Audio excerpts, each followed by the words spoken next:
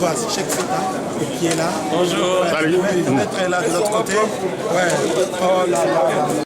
Monsieur Laurent Louis, nous nous retrouvons ici à l'aéroport des Aventem. Et ça veut dire que vous étiez absent de la Belgique? Oui, en effet. Ça fait là environ 9 jours que j'ai quitté la Belgique pour faire un périple d'abord en République du Congo, Brazzaville et puis en RDC. Et donc j'ai vu énormément de choses. J'ai beaucoup appris, mais j'ai toujours pas changé d'idée. Je maintiens ce que j'ai dit par rapport à la RDC. On est bien dans une république dictatoriale du Congo. Bien, et quand vous êtes arrivé, il n'y a pas eu de problème à l'entrée, à la frontière entre les deux Congos, non? Il n'y a pas eu de problème, non. Très bien été reçu. Il faut dire que là, quand on apprend qu'on est parlementaire ou député, on vous déroule le tapis rouge en général. Donc je ne pense pas qu'ils étaient informés de tout ça. Donc tout s'est très très bien passé. Je suis rentré très facilement. La suite fut plus compliquée. Oui, et qu'est-ce qui vous a vraiment décidé de fouler le sol congolais? Écoutez, tout simplement par rapport à une volonté de cohérence. Je crois que quand on défend un dossier comme je le fais au Parlement, c'est quand même quelque chose de très important de pouvoir se rendre compte soi-même sur place de la réalité. Parce que moi je travaille toujours comme ça, je veux voir les choses de mes propres yeux. Et donc là, on peut dire que la réalité, je l'ai vue. Cette réalité qui est peut-être même encore pire que ce que j'imaginais. Et donc bon, c'était un voyage très enrichissant. Le but premier de ce voyage, c'était de développer un projet humanitaire à Kassangoulou, un projet basé sur l'agriculture, sur la pisciculture, aussi sur le développement humain avec un encadrement des jeunes au niveau sportif. Les événements ont fait que ce projet risque d'être compromis suite à l'événement le plus important de ce voyage qui s'est produit, c'est-à-dire ma rencontre avec le président Étienne Tshisekedi. Eh bien, donc vous avez rencontré monsieur Étienne Tshisekedi. Et c'était de quelle heure à quelle heure et qu'est-ce que vous êtes... De quoi avez-vous parlé? Écoutez, ce fut un entretien privé d'une heure, très long, donc très enrichissant. On a discuté vraiment à bâton rompu de tout. Franchement, sincèrement, on a échangé nos points de vue. Je peux dire qu'on est sur la même longueur d'onde. J'ai été particulièrement ému par l'accueil qui m'a été réservé par le président. Ça m'a fait chaud au cœur parce que les mots qu'il a utilisés sont des mots forts.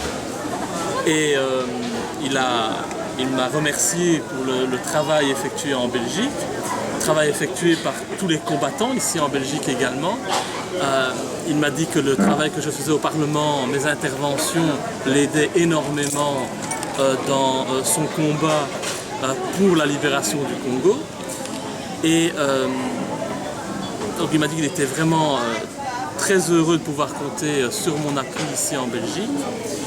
Et il a salué l'action du MLD, le Mouvement pour la liberté et la démocratie, en disant que voilà, la liberté et la démocratie sont justement deux choses qui manquent, deux éléments essentiels qui manquent à la RDC aujourd'hui. Donc sur cette notion-là, nous sommes tout à fait d'accord.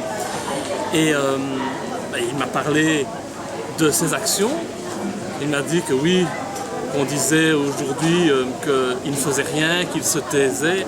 Il m'a dit que tout ça était volontaire parce qu'il travaillait dans l'ombre, il travaillait activement dans l'objectif de pouvoir prendre l'impérium avec les forces armées, avec la police. Il y travaille véritablement beaucoup, il est très confiant. J'ai vu quelqu'un de très motivé, en parfaite forme, vraiment avec un courage exemplaire et vraiment déterminé. Et ce qui m'a fait vraiment très plaisir aussi, c'est qu'il a dit qu'aujourd'hui, j'étais en Belgique le seul véritable ami du Congo et des Congolais. Ça fait toujours plaisir de voir ce travail reconnu, puisque malheureusement, chez nous, les vrais amis du Congo, selon les médias, ce sont des gens comme Louis Michel, Didier Reynders, André Flao, c'est-à-dire ceux qui participent au pillage et à l'appauvrissement de la population congolaise. Donc voilà, je suis vraiment flatté par les mots qui ont été tenus à mon égard. Et maintenant, comme on s'est dit, on attend son intronisation pour pouvoir participer à cette cérémonie dans les plus brefs délais, on l'espère. En tout cas, je croise les doigts pour que ça puisse se faire parce que les Congolais ont besoin de changement. Véritablement, ce que j'ai vu là-bas dépasse l'entendement. La corruption a atteint des niveaux insoupçonnables. Il faut payer pour tout. Vous devez rentrer dans un magasin, vous devez payer pour rentrer, vous devez payer pour sortir, en plus de vos courses évidemment. Ne parlons même pas des difficultés sur les routes, où pour emprunter des routes il faut payer, ou il faut payer à l'aéroport, à la douane, à l'embarquement, partout, partout. C'est infernal, c'est véritablement, pour moi, c'est de l'arnaque organisée. Et vous avez des reçus de tout ce que vous avez payé? Ah bien sûr que non, on dépense beaucoup d'argent, tout ça tombe dans la poche des fonctionnaires. Bon, il faut reconnaître que les fonctionnaires ne sont pas payés convenablement. J'ai vu là-bas, juste avant de rencontrer le président Tshisekedi, une scène inimaginable. Des scènes que nous voyions chez nous il y a 150 ans. C'est-à-dire une meute de fonctionnaires faisant la file devant une banque pour recevoir leur salaire. Et quand on parle de salaire, c'est pas grand-chose. C'est inférieur à 50 $. Donc évidemment que je comprends qu'ils doivent recourir à la corruption pour vivre. Pourquoi? Parce que cet État qui est dirigé actuellement par un usurpateur Kabila n'assume pas ses responsabilités. On laisse les gens dans la pauvreté la plus totale, on ne paye pas les fonctionnaires et donc les fonctionnaires se payent eux-mêmes sur le dos de la population, sur le dos des étrangers aussi.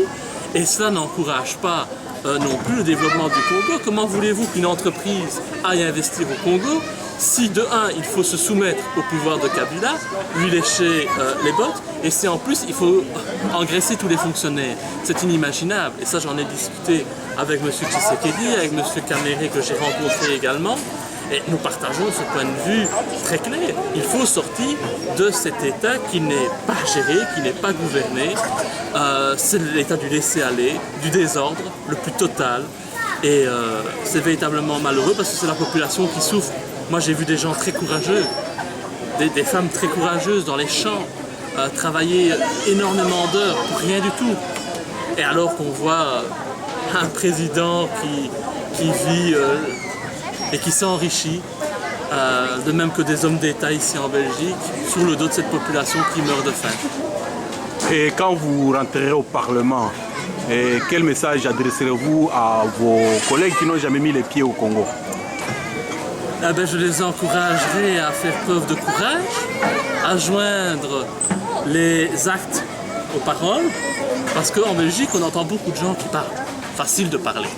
C'est très facile, hein? On parle, on soutient, c'est facile de s'en mettre plein les poches aussi, mais je ne vois pas beaucoup de personnes aller là-bas. Bon, c'est vrai, on en voit certains, surtout en période électorale, on revient avec des petites mallettes, ça permet de financer les campagnes. C'est pour ça d'ailleurs, je suppose que Louis Michel est allé dernièrement. Je ne vois pas en quel titre il est allé là-bas en tant que député européen. Je ne vois pas très bien pourquoi il est allé là-bas en même temps que moi, plus ou moins. Donc je leur dirais d'ouvrir les yeux, de passer une semaine, plus d'une semaine, avec la population, pas dans les hôtels 5 étoiles, parce que ça, c'est pas la réalité. Hein. L'hôtel Memling, il est très bien, mais c'est pas la réalité du Congo. Ce qu'il faut, c'est aller à Kitambo, aller à Kasangulu, ça, c'est la réalité. Et là, il n'y a rien. C'est la pauvreté la plus totale, il n'y a rien. Les gens vivent dans des conditions très difficiles. Je voudrais que les parlementaires belges aillent là-bas, qu'ils vivent ça. Moi, je l'ai vécu. J'ai pas été dans les grands hôtels. J'ai été vraiment là avec les gens sur le terrain. Je leur dirais aussi qu'ils ne peuvent plus continuer à défendre un pouvoir qui fait le mal. On a parlé à un moment donné de l'axe du mal. Kabila fait partie de cet axe du mal, clairement, puisqu'il fait tout pour conserver sa population dans la pauvreté, et ça entraîne des actes inimaginables. Avant de prendre le car pour venir à l'aéroport, j'ai été agressé par 4 jeunes sur le boulevard du 30 juin. Quand même pas un boulevard particulièrement dangereux, mais on a été agressé. Heureusement qu'il y avait mon accompagnateur qui était intervenu pour que je ne sois pas totalement dépouillé. Et je comprends, ils n'ont rien. Donc quand ils voient un occidental, ils se disent il y a de l'argent. Encore une fois, c'est pas comme ça qu'on va faire venir les entrepreneurs au Congo. Et pourtant, ce pays en a besoin.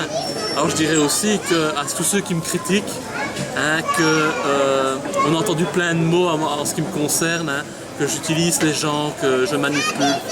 Je balaye ça d'un revers de la main. J'ai été là-bas, j'ai vu les gens, j'ai vu le président Tshisekedi, le seul occidental à avoir été dans son bureau, à avoir discuté avec lui pendant 1 heure, à vraiment avoir pu échanger des points de vue avec lui. Et je suis heureux d'être de retour aujourd'hui. On a dû malheureusement accélérer mon retour parce que la situation devenait un peu difficile, parce que bien évidemment on ne rencontre pas le président Tshisekedi aussi facilement. Et donc il valait mieux organiser mon retour le plus vite possible après cette rencontre. Ok, merci. Un dernier mot? Ben écoutez, je pense que on dit souvent de moi que je ne fais pas les choses convenablement, que je ne suis pas un vrai ami du Congo et des Congolais. Je pense avoir démontré le contraire aujourd'hui. J'espère que tous mes opposants feront preuve du même courage, qu'ils iront là-bas à Kinshasa, qu'ils iront défier le pouvoir en place comme je l'ai fait, qu'ils iront rencontrer le président Tshisekedi. Et là, alors peut-être qu'ils pourront me donner des leçons. En tout cas, moi, l'objectif maintenant, c'est la campagne à Nivelles, la campagne communale. J'appelle vraiment toute la communauté congolaise, du Brabant wallon, de Bruxelles pour 2014 pour les élections régionales et fédérales, à s'unir derrière le MLD parce que nous avons montré non seulement que nous étions un parti qui avions du courage, mais aussi que nous étions le seul parti politique en Belgique aujourd'hui qui avait le soutien plein et entier de M. Tshisekedi, de l'UDPS, là-bas, sur place. Et donc je pense que c'est un acte fort. Ça fait la 2e fois que nous montrons que nous avons du soutien appuyé. Et donc je pense qu'aujourd'hui, il ne faut plus écouter les menteurs, ceux qui ont menti à la communauté depuis des années, qui ont promis beaucoup de choses pour être élus, mais qui, une fois élus, ont renié toutes leurs promesses pour toucher confortablement leurs indemnités. Moi, ici, je peux vous dire que ça a été très très difficile ce voyage, dans des conditions vraiment dangereuses. Et donc, voilà. Moi, je demande tout simplement le soutien de la population congolaise de Belgique, parce que c'est ensemble, avec des hommes courageux, que nous pourrons changer la situation au niveau international et au niveau du Congo. Le Congo a besoin de personnes pour travailler avec lui, mais des personnes honnêtes, dignes, pour entrer dans une relation win-win et non plus dans une relation dominant-dominée comme c'est le cas aujourd'hui. Ok, merci. Merci.